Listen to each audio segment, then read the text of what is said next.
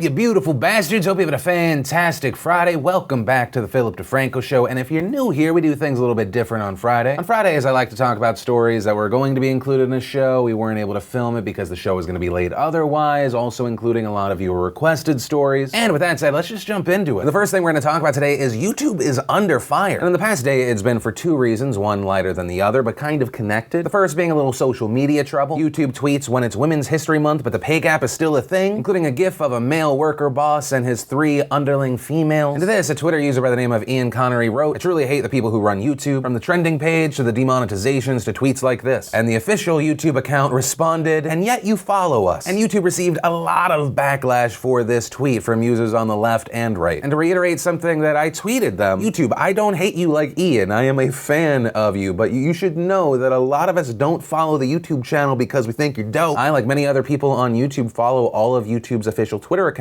to see if they're changing the rules on us again, if stuff's broken again. And ultimately, a lot of us are following you because you're kind of our business partner. We are YouTube contractors and you're a tool that we use. You're not our favorite vlogger and you're definitely not the Wendy's Twitter account. But also, I think it's important to point out that when I'm saying, hey YouTube, I think what I'm really specifically saying is, hey person who has access to the YouTube Twitter account, slow your roll. Now, after a lot of the backlash, YouTube ended up deleting their "yet you follow us" tweet, but this story, once again, is connected to another story. And the way the story connects is that in the first part, YouTube was tweeting about the wage gap, being very pro-women, and at the same time, the news broke that there is a lawsuit against YouTube for not treating white men and Asian men fairly. There's a lawsuit that's been filed by Arn Wilberg. He's a white guy who worked for Google for 9 years, including 4 years at YouTube as a recruiter, and he alleges that Google set quotas for hiring minorities. And his lawsuit alleges that last spring, YouTube recruiters were allegedly instructed to cancel interviews with applicants who weren't female, black, or Hispanic, and to, quote, purge entirely the applications of people who didn't fit those categories. And according to the Wall Street Journal, who was reporting on this story, people familiar with YouTube's and Google's hiring practices and interviews corroborated some of the lawsuit's allegations, including the hiring freeze of white and Asian technical employees and YouTube's use of quotas. Wilberg's lawsuit also alleges that YouTube discriminated against him due to race and sex, saying they retaliated by firing him when he complained, and in the process violated anti-discrimination laws. And in response to this situation, a Google spokeswoman said, "We have a clear policy to hire candidates based on their merit, not their identity. At the same time, we unapologetically try to find a diverse pool of qualified candidates for open roles, as this helps us hire the best people, improve our culture, and build better products." And an important thing to note here is that outside of this lawsuit, YouTube has been attacked by both sides. This including a lawsuit from January saying that the company discriminates against women, and many also saying that Google does need to do more to promote diversity. This because if you look at Google's workforce breakdown, Google is 56% white, 35% Asian, 4% Hispanic, 2% black, and 4% multiracial. And by gender, 69% male, 31% female. And here's the thing regarding this specific lawsuit. Employers are allowed to do certain things to promote diversity in their hiring process. But according to Title VII, the federal anti-discrimination law, employers aren't allowed to make hiring decisions based on race and gender among other protected classes. And additionally, California labor law prohibits refusing to hire employees based on characteristics like race or gender. The lawsuit also alleges that minority employees for Google felt uncomfortable about a program called Project Mirror, a program that allegedly assigned a person being interviewed based off of if they were the same gender or race. Wilberg's lawsuit also alleging that YouTube tried to cover up these hiring practices, saying he was told in a meeting that YouTube had to, quote, clean up its diversity hiring practices, and that managers deleted all email messages about those goals. Also saying that sometime in mid-2017, YouTube told recruiting staff to stop tracking the number of hires for minority groups and instructed them not to make hiring decisions based on diversity status. And as of right now, that's where we are with the story. I think it is also very important to point out that this is a lawsuit. There are allegations being made. We've heard some responses from Google, thanks to a Google spokeswoman, but we should also wait to see if they have more information coming soon. But that said, as of right now, I would love to know what your thoughts are on this story. So let me know in those comments down below. Then we had another requested story. This one, I feel like leaned into the drama, but it also is a non-drama story because it involves something illegal. Many of their pranks were proven to be fake back in the past, and now some of them still do pranks and don't do pranks. Pranksters, Vitaly and FouseyTube, a name we have not mentioned on the show for a very long time, popped in the news. In the past week, we've talked about the massive creators, KSI, Logan Paul, saying they want to box each other. So there's been a lot of people vying to be in the undercard, other YouTubers just saying they're going to box other YouTubers. And in that general situation popped out Fousey versus Vitaly. And in the previous video, we talked about in the lead up to fights, we should expect to see that there's going to be some drama. But right out the gate, this already looks like a different situation. Fousey makes this video yesterday, and there are some smaller claims. He says he knows Vitaly fakes pranks because Vitaly's the one that taught him how to fake pranks. Then he says he knows Vitaly's taken steroids. But then it escalates and he accuses him of assaulting women. You tell everybody that I was scared of Brazil. I was scared to have you vlog. I was nervous. You didn't talk about you assaulting women in Brazil. You didn't talk about me protecting you in your career. You didn't talk about me keeping my mouth shut, being a good friend to not hurt you. And after this video goes up on Twitter, he then escalates the situation, saying, "Dear Vitalia, you're a juiced up, insecure, misogynistic man-child rapist. The stuff I have on you is real. I've stayed quiet to protect you. Your time is up. These aren't light accusations. Welcome to the real world, pal." So he's just outright calling him a rapist. Now in response to this, Vitaly tweeted, "I love the new Fousey video, but why didn't you tell them about your addiction? All the hookers you've been banging and still bang from Backpage/Craigslist and about steroids. I got them from your dealer and we used to eat them for breakfast together." And he continued that point in a quick video saying that's actually the reason FouseyTube ended up being bald. Then you tell me about my steroids abuse.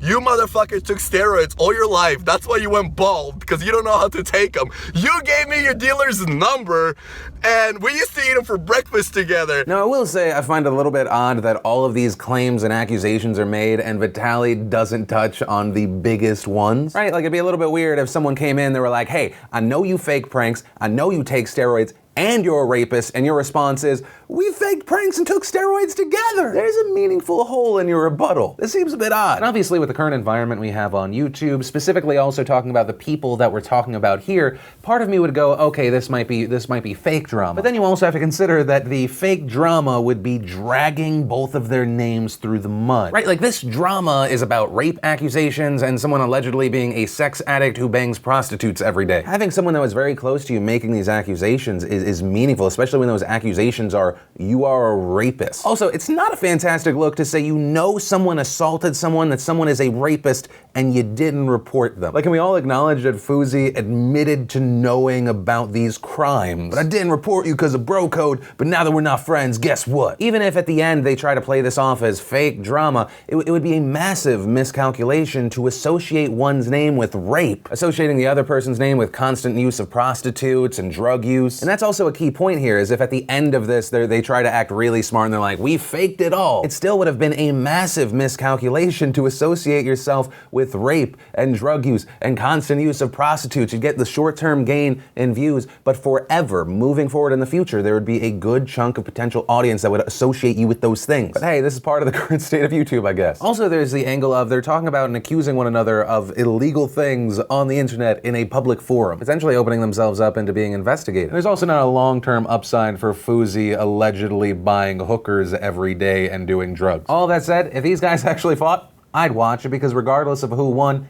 everyone would win. You know what I mean? Then, one of the more requested stories this week was the story around Brianna Harmon. Now, we've talked about this story before, there are now new updates, but it is important that we walk through it for people who haven't heard it yet. So on March 8th, 2017 at around 5 p.m., police responded to a missing person report for Brianna Harmon. And when they arrived on the scene, the door to her vehicle was ajar, there were personal items scattered on the floor, this including her phone, keys, and one shoe. Reportedly, her fiance said he had seen her that morning. Neighbors said that they saw her outside walking the dog. The fiance also telling police that he had given Harmon a pocket knife and pepper spray. He also recalled Harmon telling him about sex trafficking in the area. And then at around 8 p.m., Brianna Harmon walked into the New Creation Church without any pants and said that she had been kidnapped by 3 black men wearing ski masks. Harmon saying they took her into a wooded area where 2 of the men raped her while one held her down. She said that they threatened her and then let her go after a struggle with a knife. Now, during the initial investigation, there were some weird things that stood out to the police. The biggest of these being that the nurse that examined Harmon found that there was no evidence that an assault had happened. Also, her wounds were not consistent with a struggle involving a knife. Also, officers claim they found additional evidence just 25 yards away from where she said the incident took place. Here, they found a piece of glass with dry blood on it, 2 cigarette butts, one that had dry blood on it. They also found a pair of jeans with a long vertical cut in the front with small blood stains. And so investigators asked her about these things, and they said she didn't give them answers that satisfied all the questions. Then, the next thing we know, on March 15th, Harmon's parents report her as missing again. Reportedly, she left them a note saying that she was taking care of some things, for them not to worry. Still, police looked for her. They were actually able to locate her, and they found her with someone named Tyler Steele. She was at his house. Reportedly, Steele and Harmon were having an affair. Investigators also found texts where she told him that her engagement was not going that well. And then, on March 21st, Harmon admitted to filing a false report. Harmon telling police that she had gotten into an argument, she left her house to go on a walk, she ended up going to the woods and then began to cut herself. She then said she made up the story of being abducted because she knew her mother would be mad at her. And so then to the question of, well, why did she claim rape? She said when she was at the church, they asked her if she had been raped and she just shook her head yes. Now, originally Harmon was charged with a misdemeanor for filing a false report. report, but those charges were later raised, upping the charges to 2 third-degree felony charges for tampering with physical evidence, 1 third-degree felony charge for tampering with a government record, and 1 state jail felony charge for tampering with a government record. And additionally, the police department was seeking $8,000 in restitution. Now, with the third-degree felony charges, each of those would carry 2 to 10 years in prison and a $10,000 fine, and the state jail felony charge is up to 2 years in jail and a $10,000 fine. And as far as why these charges were upped, according to District Attorney Joe Brown, Ms. Harmon was originally arrested for the misdemeanor offense of false report to a peace officer. However, the more we have looked at what happened in this case and considered the harm it caused and certainly could have caused, we believe what she did fits these higher charges. What she did was very serious and we believe it was felony conduct. And all of that brings us to the biggest update around this story, and that is Brianna Harmon has pled guilty. But, and most likely a lot of you won't be happy about this, it was part of a plea deal and she won't serve a day in jail. And reportedly the plea deal gives 2 options for punishment. There's regular probation and deferred adjudication, neither of which involve jail time. And that said, she is scheduled to be back in court on March 20th for sentencing. And personally, I just have to say I'm disgusted and disappointed in this situation. I'm personally of the belief that when someone makes an obviously fake claim like this, there's no he said, she said, the 3 people she was talking about didn't exist. When someone makes a false rape claim like this, they need to be held accountable. They need to be punished to the fullest extent of the law. Make an example out of this disgusting person, this outlier situation, this minority percentage of false rape claims. People like this make it so much harder for the real victims out there to be believed. And that's without even jumping into the fact that after she just simply nodded her head that she was raped, she then said 3 black men did it. I guess there's nothing quite like when you're already making a false rape claim to then just perpetuate racist stereotypes about black men. But yeah, probation's the just punishment here. That's where I'm gonna end that one. Then in President Trump news, we learned that next week he's going to be meeting with video game industry executive. This is part of his continued discussion around school safety. And I just wanna say, and this is me here, I understand that everyone is trying to find solutions, but I don't believe blaming video games is the answer. Without going into my whole 2-minute spiel that I unfortunately have to say every time there is some horrible shooting or horrible tragedy and someone tries to blame the video games, while you can Google enough to eventually find some study that backs up what you want to believe, a vast majority of studies, specifically the newer studies that experts say use better methods, fails to show that there is a causal relationship between violent video games and someone actually perpetrating a violent act. And as far as the conversation of kids playing the games, there is already a rating system that is then on the parent. And I feel like if it was people that were actually playing video games talking about this situation, they would realize how stupid it is. If we're playing GTA 5 together, there is an 88% chance that when you are not paying attention, I'm going to try and blow you up. But that does not transition into the real world. They always blame the video games, the movies, that devil music. I think we just need to focus on the real issues and not waste time here. That said, if you are a fan of video games, you may have some reason to fear. Because if Donald Trump still feels how he felt back in 2012 when he tweeted, "Video game violence and glorification must be stopped, it is creating monsters," then we may be seeing some overreaching legislation in the near future. And that tweet's why I mentioned this story, because the president just meeting with people isn't a big deal, but when you look at what he said in the past, when you look at him talking about rating systems for video games that already exist based off of a recent quote of him saying that they need a rating system, I'm kind of concerned about what we're going to see following this meeting. Then let's talk about the bastion of freedom that is China. And when I say that,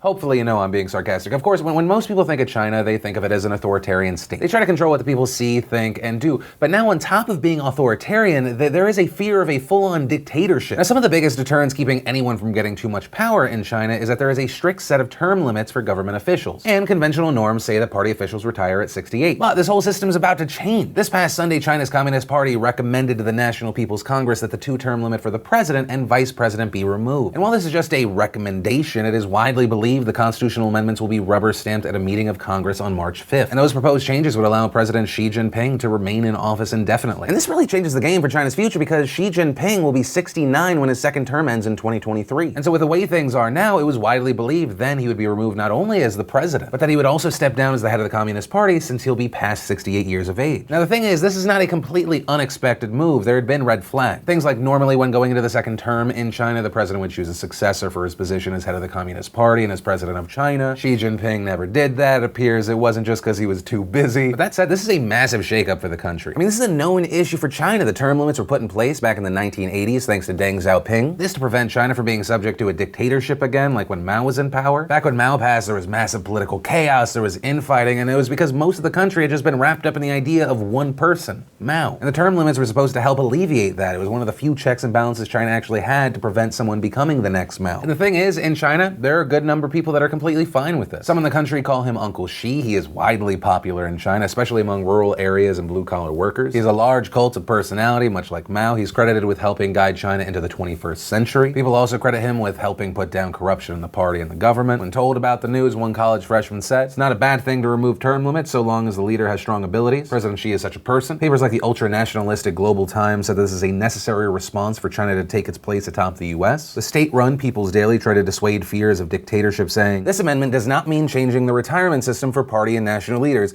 and does not mean a lifelong term system for leading officials." But that doesn't really make sense. The retirement age isn't actually a law, it's just a precedent. That can easily change, and 2023 is 5 years away. Also, we know that Xi doesn't have a public successor right now, and it would be very awkward for China's president to not also be the general secretary of the party. And in China, one doesn't really make sense without the other. And also with this, it is important to point out that not everyone is happy with the change. Journalist Li Detong writing an open letter to the National People's Congress pleading for them not to pass the amendment, writing, "The introduction of term limits was the highest and most effective legal restriction preventing personal dictatorship and personal domination of the party and the government. And it was a major point of progress in raising the level of political civilization in China in line with historical trends. China can only move forward on this foundation, and there is emphatically no reason to move in the reverse direction. Removing term limitations on national leaders will subject us to the ridicule of the civilized nations of the world. It means moving backward into history and planting the seed once again of chaos in China, causing untold damage." There have also been citizens trying to react on social media, but there's been a lot of censorship. Many phrases are being censored out, like Constitution Amendment, re-elected, proclaim oneself as emperor, two-term limit. Also, if you're familiar with China's censorship stories, yes, they are censoring Winnie the Pooh again. There's this whole meme in China where people online say she looks like Winnie the Pooh. And it's kind of silly and funny, the idea of a government cracking down on Winnie the Pooh to control the people This is also a very troubling situation, especially when you look to China's past and you see how many people died when it became all about one person in control forever. And you can have the paper say, no, it's not about trying to create lifelong term limits. Once you open the door, it's going to be abused. And it's both shocking and really not so shocking when you think of what power does to people to see China go down this road considering their past. I mean, just read up about the deaths under Mao. Even if you think that Xi is perfect, if you create a system where tyrants can thrive, if the person in the position doesn't become a tyrant, someone eventually will. And it seems pretty obvious what they're trying to do in the country. When you look to, once again, the Global Times, one of their ultra-nationalistic papers saying, "Democracy, which has been explored and practiced by Western societies for hundreds of years, is ulcerating. Our country must not be disturbed by the outside world or lose our confidence as the West grows increasingly vigilant toward China." And obviously, while this is a China-focused story, this is also very concerning considering